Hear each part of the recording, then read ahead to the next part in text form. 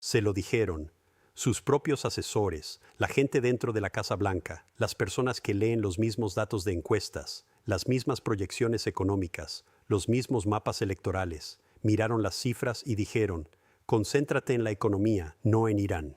Él no escuchó y ahora estamos aquí. Los ataques comenzaron el sábado 28 de febrero. La trampa que se estuvo gestando durante semanas, la que nadie en los medios de comunicación convencionales estuvo dispuesto a describir en su totalidad, se ha cerrado oficialmente. Y en los próximos 12 minutos les voy a mostrar exactamente lo que eso significa. El cálculo de los 300.000 millones de dólares. La matemática política que tiene a los estrategas republicanos en un pánico silencioso. Y el momento específico en que cada advertencia dentro de la Casa Blanca se volvió irrelevante. Quédense conmigo, porque lo que sucedió en las últimas 72 horas cambia todo lo que creen saber sobre esta presidencia. Y si son nuevos aquí, suscríbanse a Capital Geopolitics ahora mismo. Activen la campana de notificaciones porque en las próximas horas esta historia se va a mover rápido. Retrocedamos no 72 horas, sino más atrás, al 21 de febrero, 4 días antes de los ataques. Fue entonces cuando Reuters publicó una historia que debería haberlo detenido todo. Según Reuters, confirmado por múltiples fuentes de alto nivel, los propios asesores de Trump le instaban desesperadamente en privado a centrarse en la economía, no en Irán, ni en los críticos externos, ni en la oposición. Su propio equipo, las personas que él eligió, los que se despiertan cada mañana y trabajan para que su presidencia tenga éxito. Esas personas vieron lo que venía y dijeron,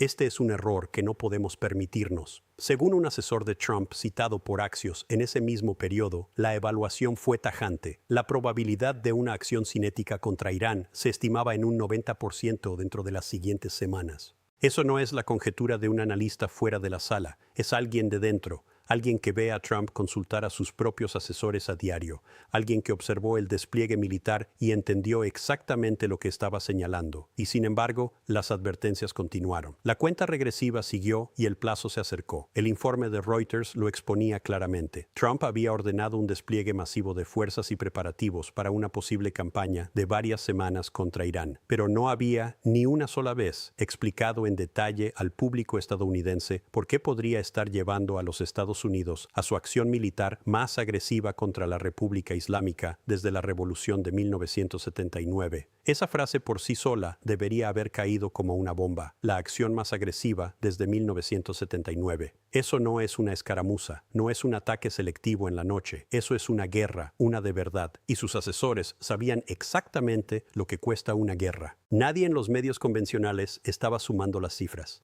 Nadie mostraba la trampa completa. Aquí en Capital Geopolitics, eso es exactamente lo que hacemos. Así que vamos a desglosarlo pieza por pieza, sin ambigüedades. El primer componente son los costes militares directos. Economistas de defensa israelíes, al analizar una operación comparable en Irán, estimaron 22.000 millones de dólares para una campaña de varias semanas. Pero la operación estadounidense es mayor, más activos, más incursiones, más potencia de fuego sostenida. Fuentes del Pentágono indicaron que el paquete de fuerza total estaba a su máxima capacidad, el doble de la estimación israelí como mínimo, lo que significa 50.000 millones de dólares solo para empezar. Combustible para aviones, municiones, costes de personal, operaciones de base, logística. Esa es su cifra inicial, no el total, el punto de partida. El segundo componente es el repunte del precio del petróleo.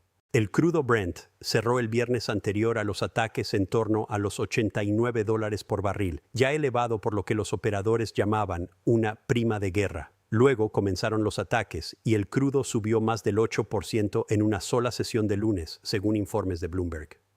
Wood Mackenzie, la consultora energética, advirtió que si el tráfico de petroleros por el estrecho de Hormuz no se reanuda, el crudo probablemente se estabilizaría por encima de los $100 el barril. El estrecho de Hormuz, la vía marítima por la que pasa aproximadamente el 15% del petróleo y gas transportado por mar en el mundo, e Irán controla el acceso a él. Un economista de ING dijo a Bloomberg que un repunte a esos niveles empujaría los precios de la gasolina en todo Estados Unidos a unos $4,5 por galón, frente a los $3 de apenas unos días antes. Eso, por sí solo, añade 1,5 puntos porcentuales a la inflación general. a $130 por barril, nivel que el precedente histórico de 1973 y 1979 sugiere que es totalmente posible. El cálculo se vuelve asombroso. La economía estadounidense consume 20 millones de barriles de petróleo diarios, $40 por encima de la base, por 20 millones, por 365 días. Esos son 292 mil millones de dólares anuales solo por el aumento del precio del petróleo.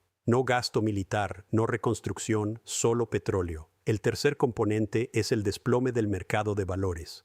Analistas financieros estimaron que el Dow podría caer 3.000 puntos cuando comiencen los ataques a gran escala en Oriente Medio, con el S&P 500 perdiendo hasta un 7% y el Nasdaq cayendo aún más. El 7% de la capitalización total del mercado de valores de EU, aproximadamente 50 billones de dólares, significa 3,5 billones de dólares de riqueza destruida. No teórica, no proyectada, destruida.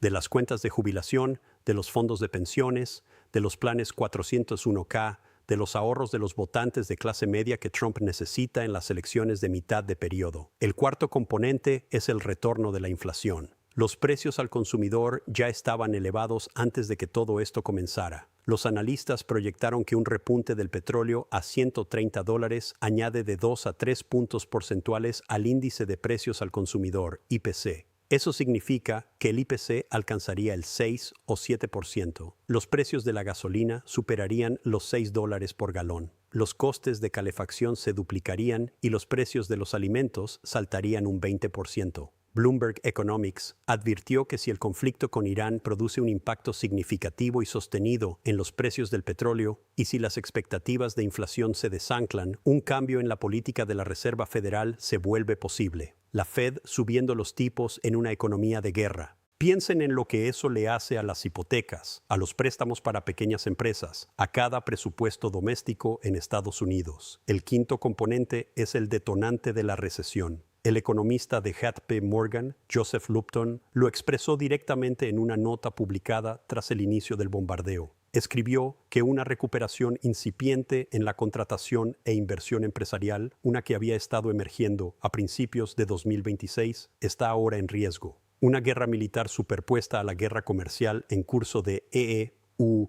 podría reavivar las preocupaciones sobre la estabilidad global. Economistas de Natixis esbozaron dos escenarios. En uno, el crecimiento de EU se ralentiza a entre el 0,5% y el 1,5% para el año, con la inflación aumentando simultáneamente. Eso es estanflación, la pesadilla económica específica que ningún manual de la Reserva Federal puede resolver fácilmente. No puedes bajar los tipos cuando la inflación se dispara. No puedes subir los tipos cuando el crecimiento colapsa. La Fed se queda atrapada y también cada estadounidense que creía que la inflación había quedado atrás. Súmenlo todo, 50.000 millones en costes militares directos, 292.000 millones en primas anuales de petróleo, billones en destrucción del mercado. El impacto económico total realista, incluyendo el desplome del mercado, la recesión, el conflicto prolongado y la reconstrucción, supera el $1 billón. E incluso la cifra conservadora de 300.000 millones de dólares es, como admitió en privado un asesor de la Casa Blanca a CNN, un riesgo político sin peros que valgan. Si encuentran valioso este análisis, suscríbanse a Capital Geopolitics y activen la campana. Esta es exactamente la profundidad que la cobertura convencional suele omitir. La dinámica interna en la Casa Blanca, en los días previos a los ataques, es la parte de esta historia que más revela, porque la decisión no se tomó en el vacío. Se tomó a pesar de las objeciones de casi todos en la sala. Según los informes de CNN, Trump había estado encuestando a sus asesores en las semanas previas a los ataques.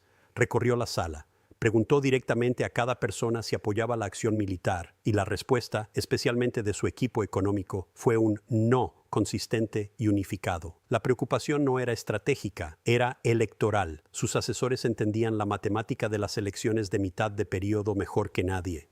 Y la matemática decía lo mismo cada vez. Una economía de guerra con precios de gasolina elevados es una economía perdedora para el partido en el poder.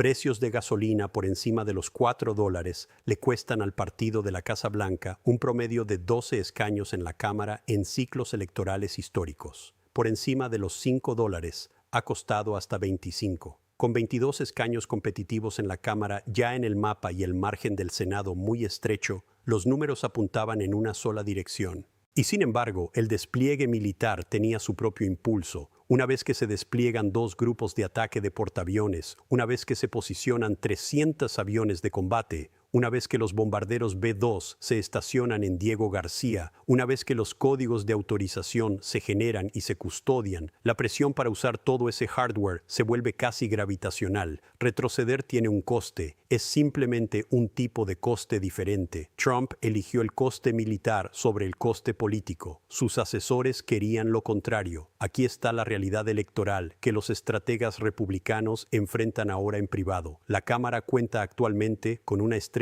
mayoría republicana. 22 escaños son calificados como genuinamente competitivos por pronosticadores independientes. Esa cifra ya era incómoda antes del 28 de febrero. Ahora es alarmante. El panorama del Senado es igualmente frágil. 7 republicanos titulares se postulan en estados donde el margen de victoria de Trump en 2024 fue inferior a 4 puntos. Esos son estados donde una economía de guerra con precios de gasolina elevados, inflación creciente y pérdidas en el mercado de valores que afectan a las cuentas de jubilación pueden absolutamente cambiar un escaño. Y si los demócratas toman el Senado junto con la Cámara, las consecuencias para los 2 últimos años de la presidencia de Trump son graves.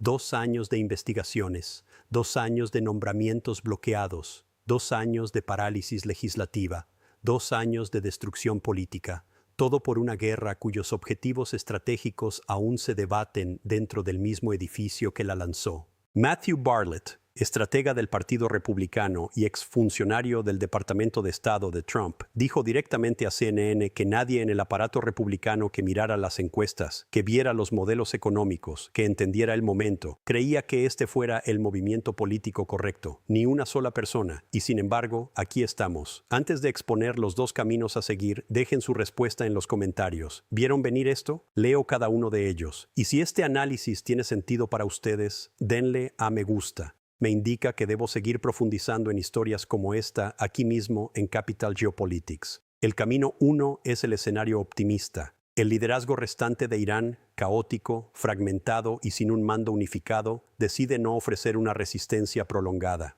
La Guardia Revolucionaria se divide en facciones enfrentadas que se neutralizan entre sí en lugar de proyectar fuerza hacia el exterior. El estrecho de Hormuz se reabre por completo en semanas. El petróleo retrocede hacia los $85. El mercado de valores se estabiliza. La presión inflacionaria sigue siendo elevada pero manejable. Trump declara la victoria. Los republicanos vuelven a centrarse en el mensaje económico. El daño en las elecciones de mitad de periodo es real, pero sobrevivible. Una pérdida de 15 a 20 escaños en la Cámara, un estrecho mantenimiento del Senado. Una presidencia herida, pero no rota. Para ese camino se necesita que la estructura de poder iraní post-ataque colapse más rápido de lo que se consolida. Se necesita que no haya una escalada importante de aliados como Hezbollah, los restos de los hutíes o las milicias iraquíes. Se necesita que el estrecho de Hormuz permanezca funcionalmente abierto. Y se necesita que todo eso suceda antes del verano, antes de que la temporada de campaña absorba el coste económico total de los precios elevados de la gasolina. ¿Es posible? Sí. ¿Es probable? Pregunten a JP Morgan. Pregunten a Natixis. Pregunten a Wood Mackenzie. Ninguno de ellos está apostando por ello. El camino 2 es la espiral. Los fragmentos de Irán no colapsan, se dispersan y hacen metástasis. Las unidades de la Guardia Revolucionaria lanzan tácticas de tierra quemada diseñadas no para ganar militarmente, sino para presionar el fin del conflicto, infligiendo el máximo dolor económico global. El petróleo se mantiene por encima de los $100 durante todo el verano. La inflación se acelera. La Fed mantiene los tipos o se ve obligada a subirlos. El crecimiento se ralentiza hacia el rango de la estanflación. Los precios de la gasolina alcanzan los $5 y no bajan antes de noviembre. Cada republicano que se postule para la reelección en un distrito competitivo enfrentará una pregunta en cada debate. ¿Por qué su partido hizo esto? Nadie gana en el camino 2. Ni Trump, ni el Partido Republicano, ni los votantes estadounidenses, ni el pueblo iraní, ni la economía global. La diferencia entre los caminos 1 y 2 No es la estrategia en este punto. Es el comportamiento de un Estado iraní postataque que incluso las personas más informadas en Washington admiten que no comprenden del todo. El paralelo con 2003 es imposible de ignorar, y los asesores de Trump, muchos de los cuales sirvieron en la administración Bush, lo conocen íntimamente. La guerra de Irak comenzó en marzo de 2003. La aprobación de Bush se disparó al 70%. Los republicanos parecían invencibles, pero la guerra duró más de lo prometido. Los costes superaron cada proyección. El apoyo público colapsó para las elecciones de mitad de periodo de 2006. Irak fue una losa alrededor del cuello de cada republicano. Perdieron 30 escaños en la Cámara, perdieron 6 escaños en el Senado y perdieron ambas cámaras del Congreso. Y, fundamentalmente, la guerra de Irak no desencadenó una crisis del petróleo, no hundió los mercados, no creó estanflación. Sus costes políticos provinieron puramente del fracaso de la misión y su duración. Irán conlleva todos los riesgos de Irak, más la trampa económica de los $300.000 millones. La matemática es multiplicativa, no aditiva. Se dice que Trump descarta la comparación con Irak. Él ve esto como algo diferente. Se ve a sí mismo como alguien diferente. Y ese descarte es precisamente lo que más aterrorizaba a sus asesores, porque cada presidente piensa que su guerra será diferente. Cada presidente que ha mirado una opción militar y ha pensado, esta será rápida, eventualmente ha tenido que explicar al público estadounidense por qué no lo fue. La historia está invicta en este punto. Aquí es donde estamos. A 5 de marzo de 2026, los ataques comenzaron hace 6 días. Se confirma la muerte de 6 militares estadounidenses y los funcionarios se preparan para más. La Marina iraní ha sido destruida en gran parte. Según el CENTCOM, Ali Khamenei ha muerto. Irán está ampliando los ataques de represalia en toda la región. El estrecho de Hormuz sigue interrumpido. El petróleo está elevado. El mercado de valores está en crisis. La Casa Blanca está luchando por explicar qué viene después. Y los estrategas republicanos se preguntan en voz baja, en privado, cómo sobrevivirán a noviembre. La trampa que se tendió en febrero se ha cerrado. El coste mínimo de $300.000 millones, militar directo más prima del petróleo, sin contar la recesión, la destrucción del mercado ni la reconstrucción, es ahora un suelo, no un techo. Cada día que esto continúa, esa cifra crece. Cada semana adicional de interrupción en Hormuz, esa cifra crece. Cada escalada de aliados, esa cifra crece. Los asesores de Trump se lo dijeron. Reuters lo informó, CNN lo analizó, Bloomberg lo modeló, JP Morgan lo advirtió, los mercados le pusieron precio.